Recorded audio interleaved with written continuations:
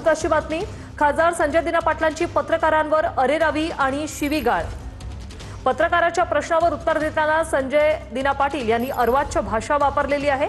संजय दिना पाटलांची पत्रकारांना मारण्याची भाषा आणि त्यांनी धमकीही दिलेली आहे। जरा माझं हे बघू नका, तुम्ही अति करताय। हे भाई बस ना, बंद कर ना आता, बंद कर, नाहीतर भाई मी विसरून जाईल मी खासदार आहे। तुम्ही काय पहिला पण सांगितलंय मी, इज्जत करतो, इज्जत करा, काय होतोय बरा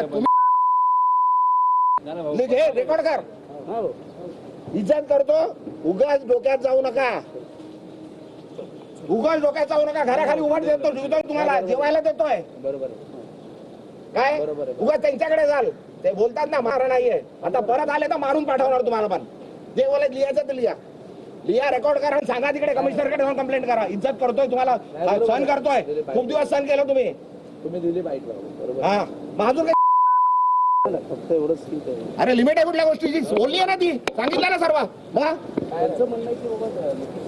काय बोलू दे, अरे काय बोलू दे, येऊ नका माझ्याकडे, काय घ्यायला आला तर मारणार होता तुम्ही, दिली बरोबर, रेकॉर्ड करा आणि सांगा तुम्ही आता मला विचारायला आले तर मार खा। तर संजय दिना पाटलांनी पत्रकारांना ही शिवीगाळ केलेली आहे, ती सध्या कॅमेऱ्यात कैद झालेली आहे। पत्रकाराच्या प्रश्नावर उत्तर देताना संजय पाटलांची ही अर्वाच्य भाषा।